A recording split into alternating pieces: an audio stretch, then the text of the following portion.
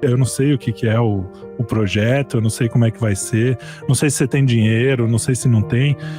Eu sei que eu vou fazer, eu tenho que fazer, porque isso aí pra mim é um sinal, foi um sinal que eu pedi pra Deus e ele veio. Pô, o que é música? Música não é nada, olha só, né, as ideias. No fim você vê no Pequeno São Francisco o que é música, né? E o que é animação? A gente tá tocando o coração de pessoas, de crianças, né? Que elas têm à disposição coisas muito ruins, muito mundanas. Tá todo mundo jogando a favor, não tá jogando pra si, a gente tá jogando pro mundo mesmo. A gente quer que a coisa fique bonita para as pessoas se emocionarem. Como iniciou o Pequeno Francisco, assim, de quando a gente começou a tomar corpo, assim, todos os passos que aconteceram com nós, a gente não tem a menor dúvida que Nossa Senhora sempre esteve presente, assim, sempre levando a gente por todos os caminhos, onde a gente tinha que trilhar, como fazer, os tropeços que nós tivemos para aprender. Assim, sempre foi muito presente essa mão dela junto de nós, né? O orçamento do Pequeno Francisco, depois, quando a gente foi mergulhar, é um orçamento de alguns milhões de reais. Sim. Então, assim, não é um orçamento pequeno e tudo mais, você fala, vou gastar aqui 1.000, 2.000 reais e vou fazer. Era uma soma extremamente enorme, assim, para mim, para todo mundo que estava envolvido. Deus age, né? Não tem jeito. Nossa Senhora, tá todo mundo aí. Quando a gente tá querendo fazer o bem, e eu acho que eles agem não só a gente fazendo o trabalho, mas depois também, né? Convertendo as pessoas.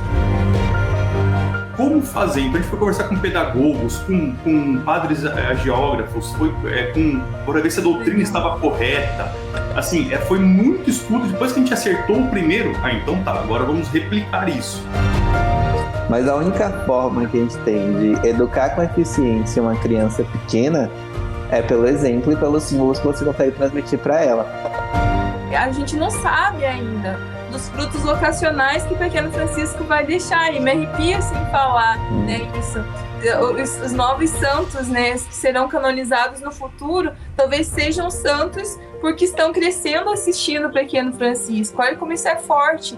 Os bispos que vão ser ordenados no futuro, os sacerdotes, as religiosas, podem estar hoje nas casas de vocês que estão aqui nos assistindo e que estão assistindo o Pequeno Francisco. Não é porque você está fazendo um desenho católico que ele é bom, né? Não é porque você coloca o desenho de Nosso Senhor e tudo mais. E a grande maioria é assim, infelizmente, porque eles infantilizam o divino. Esse que é o grande problema. Então, em vez de ele pegar a criança e elevar a criança por divino, ele pega Jesus e coloca Jesus dançando do lado da criança. Eu não conhecia o Pequeno Francisco e sempre tive receios e muito cuidado com a história de telas e desenhos. Eu nunca escondi, você se lembra bem, né? Eu sempre tive muito receio, porque eu falei, não, vou às obras, né? As obras selecionadas, né? E de repente, bom, a gente teve lá um contato e me lembro muito bem do episódio que meus filhos estavam muito tocados por naquele episódio. São Francisco de Assis está falando das virtudes cardeais. E da forma como ele apresenta em relação até a forma dele falar da cabeça, do coração e tal. E foi muito bonito porque as crianças ouviram e ficaram muito tocadas, né, com o que elas viram naquele momento, né? E foi muito bonito porque a impressão que eu tive do desenho era diferente de outros desenhos. Porque a velocidade dos desenhos é aquela coisa assim hiper veloz, com músicas e também com conteúdo e uma série de coisas. De repente eu vejo aquela animação bela, com um tom de voz, com os tons, assim, na verdade, cada um muito agradável, o conteúdo sendo exposto, inclusive numa velocidade natural. Então, interessante porque chamou a atenção deles ao ponto de que eles falaram isso depois e comentaram também. Aquilo para mim já era um bom retorno, porque o receio é o critério, entende? O receio de o que vai apresentar é por causa do critério, o zelo, né? Todos os dias nós nos reunimos no fim da tarde para rezar e nós lemos o Evangelho do dia. O Gustavo expõe esse Evangelho e muitas vezes o Nathaniel traça paralelos com desenhos bíblicos, com o episódio tal em que ele viu, então isso, naquele desenho isso apareceu assim, mãe, é isso, exatamente isso, filho. Então, o pequeno Francisco, ele traz realmente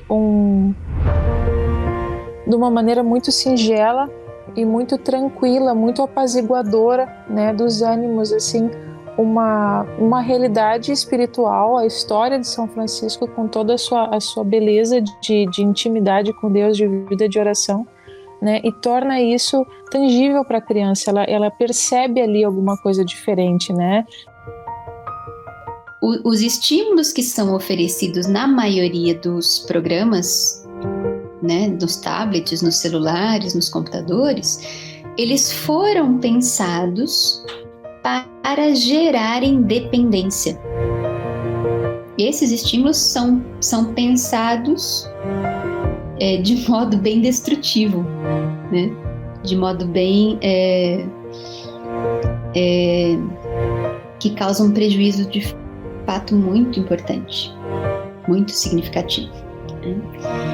E aí eu acho que aqui vale a pena a gente fazer um gancho para a gente pensar porque a gente sabe que o pequeno Francisco foi pensado justamente ao contrário, né, disso tudo. A qualidade dos estímulos, a história, o contexto, as cores, os sons, enfim, tudo foi feito de uma maneira diferente. Então, a gente já tem a percepção de que essa é uma animação que tem a proposta de causar efeitos contrários a isso tudo, né? E que deixa a gente muito mais seguro com relação a isso.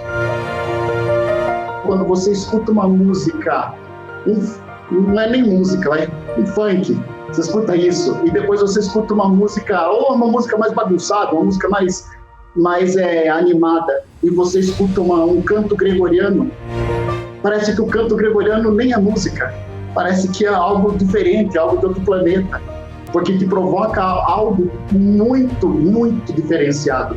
Então, assim, a intenção do Pequeno Francisco é quase isso, é levar a pessoa àquele silêncio interior.